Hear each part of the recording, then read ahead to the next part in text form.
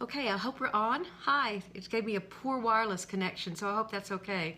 Welcome to the Mighty, or I should welcome me to the Mighty. Thank you to the editors and everyone who has suggested that I come on today. I'm so excited to be here on this very gloomy Arkansas and stormy Arkansas afternoon. I'm Dr. Margaret Rutherford, and I'm a clinical psychologist who's been practicing for over 20 years here in Arkansas. I got interested in blogging about 4 years ago when my son went to college. I had all this time on my hands and I decided I'd start doing some writing. So I started a website, and that was all about empty nest. And then I started drmargaretrutherford.com. I'm here to talk about what I call perfectly hidden depression, a term that I coined almost 2.5 years ago in a post that I sat down and wrote just because I was thinking about a young woman that I had in my practice. I'll describe this young woman to you. She came in for an eating disorder, and she talked very well, worked very well in therapy. She was all put together. She had a great job. She was beautiful. She had many friends, and yet she had this binge eating disorder that troubled her. So what we started working on was that, of course, but about 6 sessions in, she came in and she said, "Margaret, there's something I haven't told you." And I said, "Well, what's that?" She said, "Remember when you asked me about sexual abuse in the first session?" I said, "Yep." She said, "Well, I was raped the week before I started college. A drug was put in my drink, and I woke up around 3 o'clock in the morning on a beach, and it was evident that I'd been raped." And I looked at her, and the interesting thing was that as she told me this, she could have been talking about what she ordered for dinner that night. She had sort of this smile on her face, and like she literally, if I turned the sound down, I would have had no clue she was talking about being raped. So I looked at her and I said, "Do you realize what you just said?" And I said, "Do you have any feelings about it?" "Well, I don't really, because I don't remember it and I didn't think it was that important." So I began writing about that woman, anonymously, of course. And I call that post, "The Perfectly Hidden Depressed Person, Are You One?" Now my post at that point maybe would get 50 likes, 30 likes. The next morning, 1,500 shares later, I was onto something. And then when I put it on the Huffington Post, which that was my initial post on the Huffington Post, it went viral there too. And I had put my email on the bottom of that particular website or post in the Huffington Post. 150 to 200 emails later, I was convinced that I was touching something with my words and my description that meant something to someone, to people. Oh, by the way, I welcome your comments and questions. I learn from everybody, so please, he's going to send me your comments over here, and I'll get to them when I can. So I started reading everything I could get my hands on hidden or covert depression. There was a wonderful book actually written in 1998 by Terrence Real called "I Don't Want to Talk About It." And it was about men and covert depression. But it didn't say anything about women. And it didn't, it was an important book at the time, I suppose, but I had certainly never read it. And so I started digging in to see what I could find, and literally I could not find that much. What I think of as perfectly hidden depression is this.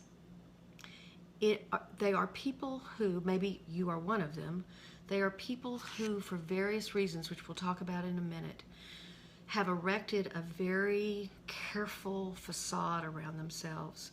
They don't allow themselves to feel any emotional pain or express it especially. They may feel it, but they certainly don't express it. They may not even feel it. They have incredibly busy lives. They volunteer for everything. They're into their kids. They're into their friends. They look great. They're successful in their work. But they're incredibly lonely and just as depressed as people with classic depression. It's important to note that in classic depression, whether it's major depression or whether it's more moderate depression, one of the things that you have to have, the diagnostic criteria, that's what I was looking for, the diagnostic criteria that have to be met are depressed mood and anhedonia. And anhedonia is the lack of pleasure in previously pleasurable activities. If you like to knit, you don't want to knit. If you love to go to your kids' games, you have to push yourself to go. If you enjoy certain friends, you find that you just simply don't want to contact them. So anyway, classic depression can look agitated. It doesn't always look melancholic, but it definitely, in order to diagnose somebody with classic depression, you have to have those two criteria met.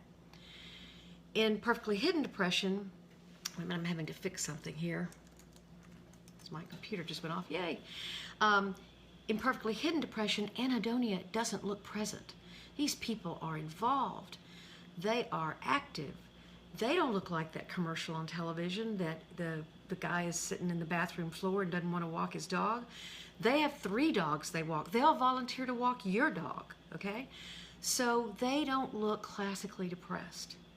And from the feedback I've gotten in the last 2.5 years, there are plenty of people out there who are creating this facade of perfectly hidden depression. Now, there's an important point. Some people, either who know they are depressed or may fall more in the perfectly hidden depressed category, do everything they can to hide their depression. It's not that depressed people walk around and say, oh, I want everybody to know how depressed I am, and they whine all the time. That's not my point at all. That's simply not true. A lot of people who manage their depression do a darn good job of managing it and living their lives and trying to cope with what is a really difficult disease. But people with perfectly hidden depression can also unintentionally create this facade. There is no agenda for them. They have simply been living their lives this way for so long. Generally, I'm finding that it starts in their childhoods and in their high school years. They don't have any sense of creating anything. They're just being who they are. I got an email today from a man who'd read one of my posts on perfectly hidden depression, or I might call it PhD. And he said, I kind of knew I was depressed, but when I read your post, it hit me hard what I was actually doing. So I was checking for comments. So I think that perfectly hidden depression is something that isn't really acknowledged, and the most scary thing, it's not acknowledged by therapists. Let me tell you a little bit more about what I've been doing the last 2 years. One of the things I've been doing is also interviewing people who have self-identified and come forward and said, I definitely have perfectly hidden depression or PhD, and I would love to volunteer for your research because I'm writing a book. So, or trying to write a book. So I've interviewed now 40 people, something like that, both men and women, and from all over the country. And they tell me that most of them, in fact, the most frequently, I did a questionnaire. Sorry, I'm getting a little lost. I did a questionnaire, and there are 25 questions to try to ascertain whether you can identify with perfectly hidden depression. And the one that everyone has said yes to is this: did you grow up in a family where feelings of sadness or pain were avoided, or were you criticized or punished for expressing them? Everyone has said a resounding yes. So this is a learned behavior. And they've practiced it for so many years that literally when they read in a post of mine or somewhere else that, wait, I'm being self-destructive here. I'm doing something that is not, may get me in trouble. I need to pay attention to this. Like the gentleman said, he was hit very hard by the recognition of what he was doing. If you'd like to take the questionnaire, maybe we can make it available here on Mental Health on the Mighty, or certainly it is on my website. I believe the post is called How to Know If You Have Perfectly Hidden Depression, a questionnaire. My website's drmargaretrutherford.com. So Also, interestingly enough, in these interviews, the two things that have come up that people do feel and are aware they feel, even though they don't call it depression, is exhaustion or loneliness. Extreme loneliness. Okay? We're going to get into the specific characteristics in just a minute. But I thought it was interesting that so many of the people, when I asked them why they had contacted me as people with perfectly hidden depression, why weren't they staying hidden? They said, because we want to help other people. We know that this is out there. And even some of them were in therapy and some of them were not. Some of them were in the backyards talking to me so no one would know they were talking to Margaret Rutherford. And they know it's an important problem. So we're going to try to address it more today. So let me tell you about what are the characteristics of PhD or perfectly hidden depression. Oh, that's the wrong one. Okay, here we go. There are 10 of them, so hang in there with me. There's perfectionism with a constant critical inner voice. Now, why the constant critical inner voice is important is there are lots of perfectionistic people, unfortunately, probably, or maybe that's a good thing. I want my general surgeon to be perfectionistic. I want my accountant to be perfectionistic. But these people will do something, and even if it's what everyone else would term perfectly done, they will criticize it inwardly, maybe not outwardly, but inwardly. They'll always find the detail they left out. They'll always find the thing that they forgot to do, rather than being satisfied with what they have accomplished. Number 2, heightened or excessive sense of responsibility. These are people who are always got their hands up. I'll do it, I'll do it. And the interesting thing to me is that most of us, if I took on a project, say, like doing mental health on the Mighty, today when I made my list of things to do, I took a couple off because I thought, well, I'm doing mental health on the Mighty today. I can't get everything done. Not somebody with perfectly hidden depression. They would feel like everything on the list still had to be done, as well as their Facebook Live presentation. So that's the difference in this heightened sense of responsibility. Number 3 is difficulty with accepting and expressing painful emotions. What I mean by that is that just like the young girl young girl I talked to you about, she didn't want to admit that there was sadness or loss or pain in that. In fact, people believe with PhD that is that's wrong, or it's weak. It's not, and sometimes they don't even have the language to do it. They don't even have the language to do it. Oh, I'm seeing a lot of you agreeing with me. Yep, me too, exactly. Okay, great. My understanding is I'm going to get some comments that they want me to answer over here, so I'm not disregarding your comments. This is me in a nutshell. Wow. Well, the interesting thing, the me in a nutshell comment is interesting to me because one of the tricky questions about treating someone with a PhD is obviously they don't want to turn into a slug. Okay, so if they give up all these behaviors, or some of them, they feel like they'll just immediately become someone with no responsibility and no backbone, and they'll turn into somebody they don't appreciate or like. But it's tweaking it. It's turning it down some, so it's not so self-destructive. Okay, number 4. So we'll get to them. Worry, need for control over herself and her environment. These are people who, if they're going to be on the committee, they want to be chair of the committee, and they worry about the committee a lot. So these are people who are pretty high aroused, high control folks. Number 5 is intense focus on tasks, using accomplishments as a way to feel valuable. Now, we all use accomplishment as a way to feel valuable.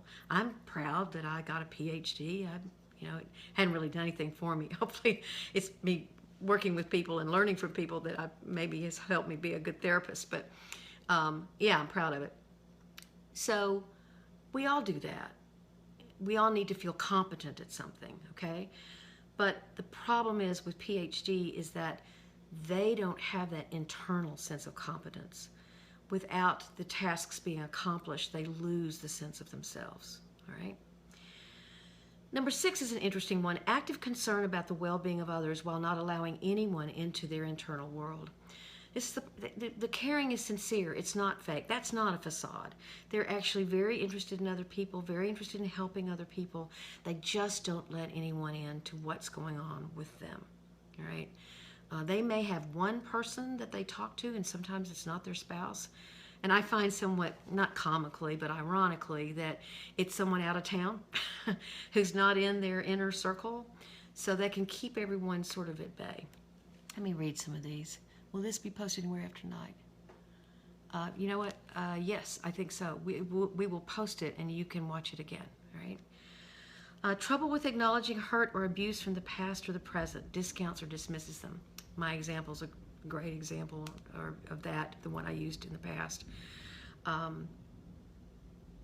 Accompanying mental health issues involving control or escape from anxiety. This is a tricky one because this is why therapists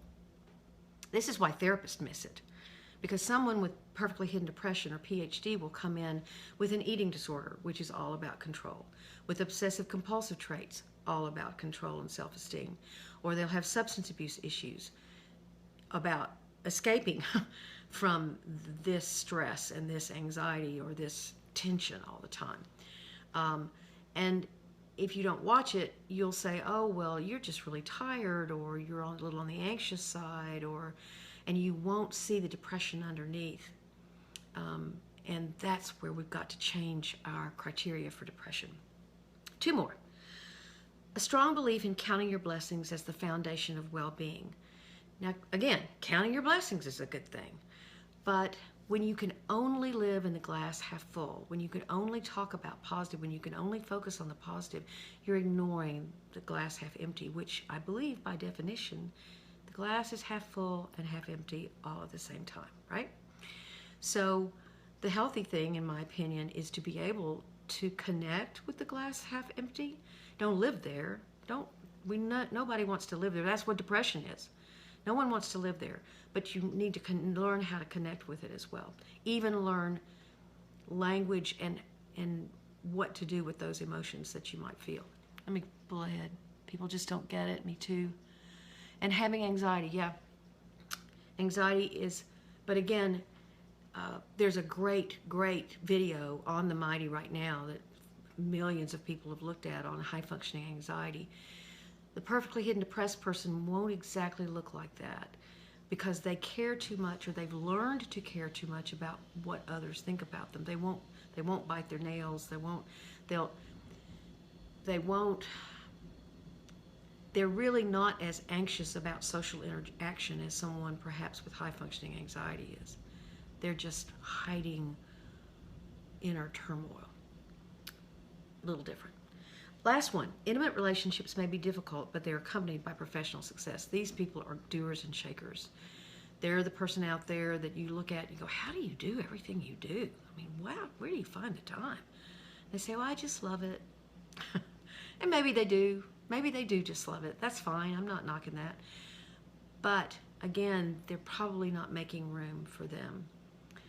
And what I said before about what people that I've been interviewing say is the 2 major things is exhaustion and loneliness. What I want to talk about a little bit, let me pull forward and see my anxieties. Where can I find the video about high anxiety? It's on the Mighty, Mental Health on the Mighty right here. It's probably be below here at some point, so you can just scroll down. Don't leave me yet. Again, I'm Dr. Margaret Rutherford. I'm talking about perfectly hidden depression if you just came on with me. Now, how is therapy different? If you can get someone to accept, and that's really the major word here. Andrew Solomon, who I just so admire, he's talked a lot about depression, says that the opposite of depression isn't happiness, it's vitality. I love that. I think that's very, very true. That lack of energy, that lack of interest, that deadness on the inside. Perfectly hidden depression has some of that deadness and emptiness, but it's not acknowledged. And I have said, and will say here today, that if classic depression is the lack of vitality, perfectly hidden depression is the lack of self-acceptance. So a lot of therapy begins with acceptance of all of you. I have a man right now in therapy who I think is a candidate for this, and he literally, I have to go through with him and say, this is sadness, this is fear, this is contentment. He's so out of touch with how he feels that he can't recognize those feelings or accept that he has them.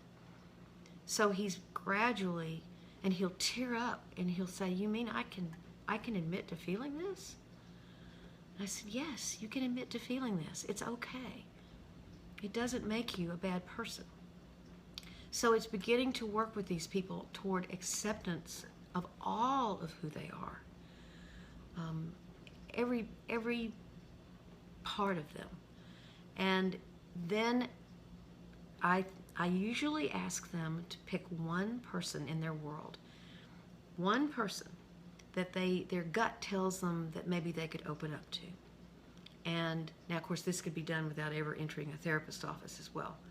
So you invite them to talk to somebody about what they really struggle with, whether that's insecurity about having an alcoholic mother, or insecurity about, or shame about trauma, or some sort of problem they have, whether it's a current problem or a past problem. I'm very open on my blog about that. I have panic disorder. I'm okay sitting down, and so it's when I stand up that I have problems. Oh, there we are again. Sorry, it's stormy. I was afraid we were going to have problems. I also have a history of an eating disorder, which I've talked about on my blog and website. I've been divorced twice. That was why I needed that really good therapy. So the more we talk about these things that we feel shame about, which is certainly I felt shame about those divorces especially, then we can help other people. And it's coming forward, and the perfectly hidden depressed person, and saying, I'm not all that you think I am. Well, I am that person, but I'm also this person. I am that, and I'm also this. And then very carefully looking at all those 10 behaviors, that critical voice, that worry, that need for control, that constantly loading your plate with too many activities, not allowing yourself to feel, or not even knowing how to feel, self-compassion and pain. All of that can be worked on either in therapy or with hard work yourself on your own. But it is so important. And how therapy is different than someone with classic depression. With classic depression, you're trying to get people to re-engage that anhedonia, that depressed mood. You're trying to get them from being so, it's not self-centered, because that sounds like selfishness, and depression has absolutely nothing, classic depression has absolutely nothing to do with selfishness. What it does have to do with is a sort of all your energy is imploding, and it's very hard to think about anything but yourself, what you're feeling, what you're thinking, what you're experiencing. So you're trying to help a person with classic depression get engaged out here, get interested. And it's a I don't know where this term came from, but it's a sticky wicket, because they don't have the energy, and so it's a real effort for them to try to get engaged. But that's when you see benefits. Let me look at some of these comments. What if a person with PhD is surrounded by unsupportive friends? Yeah. I'll answer that. Just a second. With therapy with a perfectly hidden depressed person, you actually need them to get more engaged with their internal self, okay? The self that they've kept at bay for quite a long time. It's interesting you say you don't have supportive friends. One of the things about talking with depression with anybody is that people often don't know what to say. If it's a spouse or a mother or a father, they have a hard time not making it about them. Well, what do you mean you're depressed? I think we have a good marriage. Or, what do you mean you're depressed? You make, if it's a colleague at work, we make a lot of money, we're real busy, you always look good. it's hard for people, they don't know what to say, and it's hard for people to know what to say. And actually, I've advised in the past that you give them some information about depression with perfectly hidden, like educational information. With perfectly hidden depression, you may have actually self-chosen people who aren't very good listeners, who wouldn't pry, who wouldn't ask you, well, now, you know what, you never talk about yourself. I'd like to know a little bit more about you. You may, because you're such a good giver, you may have attracted very good takers. So you kind of have to take responsibility for that. But also, people may have become accustomed to you being so overly responsible and have counted on you for that.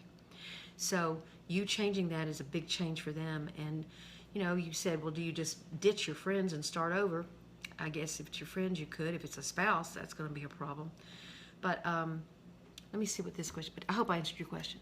I wish there wasn't such a stigma and judgment when it comes to being honest. Everyone I've trusted has ended up shaming me and using it against me when they're having a bad day. Yeah. And good for you, Laura, you're getting your PhD. That's wonderful. Stigma, I hate it. It's one of the reasons why I started my website. It's one of the reasons I've already shared with you that I talk about myself.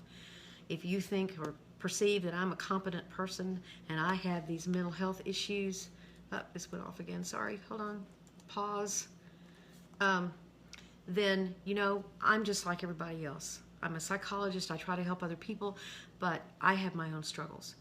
So I actually did an online survey last year. 2,500 people responded.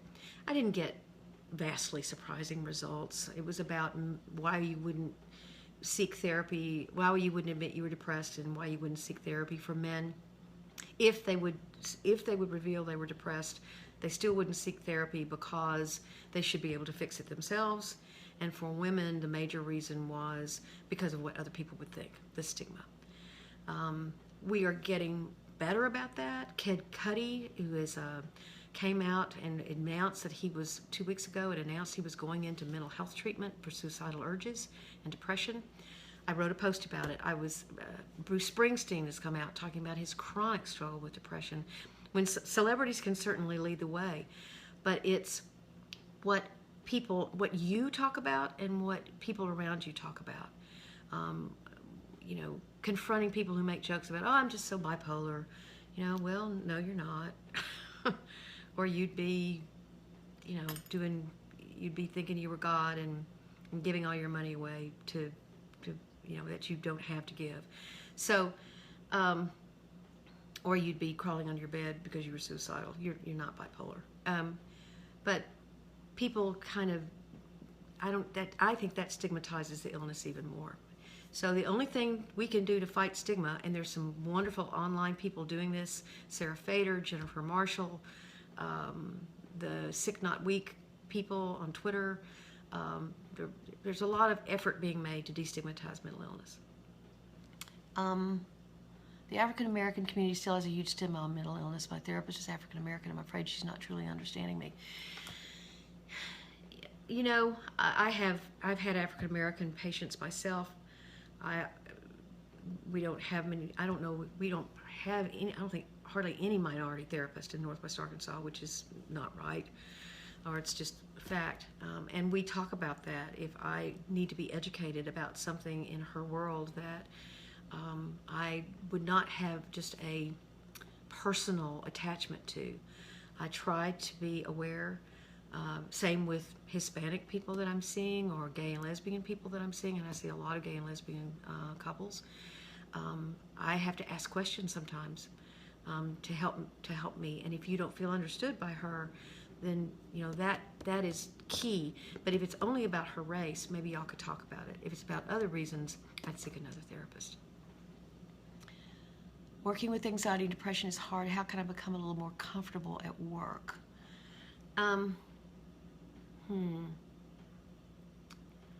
Well, I'm not exactly sure what you're talking about.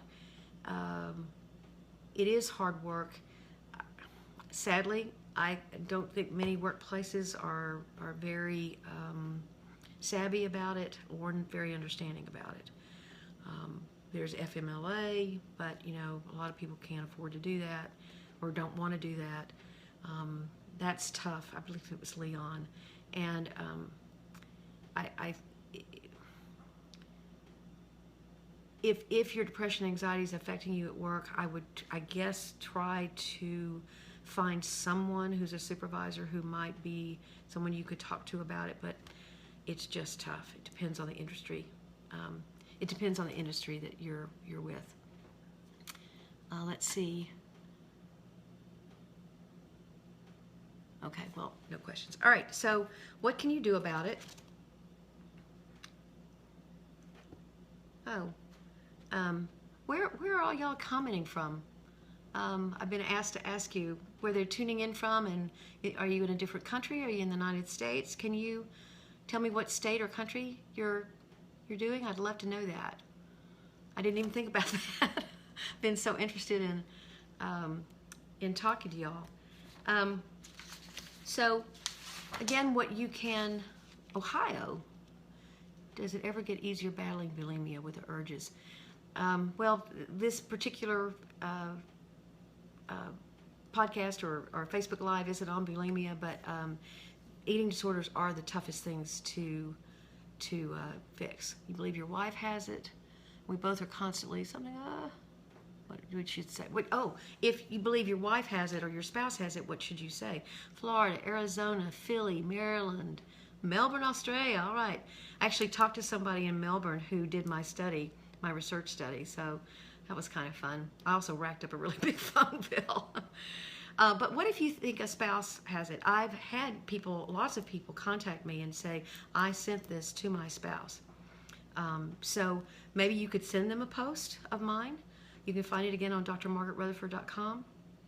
And I think that just trying to say, reach out to them and say, I don't know if this is something you're ready to talk about, but when you are, I am ready to talk about it. Warmest regards from London, Maryland, UK. So again, sort of setting the stage that you're ready to talk about it, but you're giving them the opportunity. You're going to give them some information about what you see, and then invite them to talk to you about it. So we're here in Texas. Oh, your brother, okay, he's in a psychiatric hospital. Yeah, that's tough. When depression gets that bad, but you know, there's some really good psychiatric hospitals, and if they can get him on his feet and then get him engaged with a therapist outside of the hospital, that's what's most important, so I hope he does that.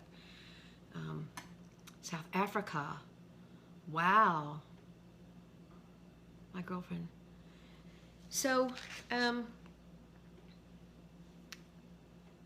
this is a question that I got from, why do depression and anxiety seem to go hand in hand? I've met a lot of people who are depressed who may not be anxious about it. In fact, they don't have any energy around it. They're just empty. They're just depressed. But I don't know anyone with significant anxiety who's not somewhat depressed about the anxiety. I want to, so that is a factor, okay? So they are often mixed, and you have to treat all of it at once. It's just really sort of which is the most urgent at the time. I do want to mention the helpline for suicide. The lifeline number here in the United States is 1-800-273-8255. So anyone who's watching this or knows someone with suicidal ideation, or actually, you know, people with PhD will tell me. One of the men I talked with said the only thing that stopped him, he had a gun in his mouth, and his wife texted him saying, I had a funny feeling about you this morning. There are a lot of people, especially those with PhD, who consider suicide on a regular basis. Again, that hotline is 1-800-273-8255. I want to wrap up a little bit on perfectly hidden depression. I think that it takes a certain kind of courage to look at yourself and say, there's this part of me that I'm not proud of, that I don't like, that I don't even want to admit exists, but I want to take that step. I know that this is self-destructive. And so I think that with perfectly hidden depression, the more people start revealing themselves and admitting it and dealing with it, then hopefully the problem will ease in our society. One of the reasons why I'm so concerned about it is that the suicide rate in the United States, and in fact internationally, is going way up, and going way up fast, especially in the ages of 45 to 54 for men, and in their 50s for women. And these are not necessarily all people who have walked around with depression all their lives, or who have openly walked around with depression all their lives. They're also people, in fact, I've treated the spouses of several people within the last couple of years who killed themselves, and their spouse had absolutely no idea they were depressed. So I urge all of you, if you have perfectly hidden depression, to think about it, to try to accept it, to reveal yourself to someone, either a friend or a therapist, and to begin to look at ways for changing that behavior. Maybe my book will be out in the next year or so, and you can read that. For all of you who have talked about depression, depression is there's so many theories about what's causing it now. There's the fairly traditional chemical imbalance, there's hormones, there's the probiotic people believe that it's stomach issues. There are other neurological theories being looked at that don't necessarily have to do with chemical imbalance, but with other malfunction or dysfunction in the brain. So we don't really know. But what we do know is that it's so important to do something about it. If you're the one with depression, or you're someone who loves someone with depression, it can get better. Sometimes it is treatment resistant, and that is the toughest. When you're really, really trying, and no med that you take, no exercise that you do, no meditation that you do really helps. But there are some wonderful things about depression, or there's some wonderful ways to address depression. Those I just mentioned are some of them. Mindfulness, there's of course medication, there's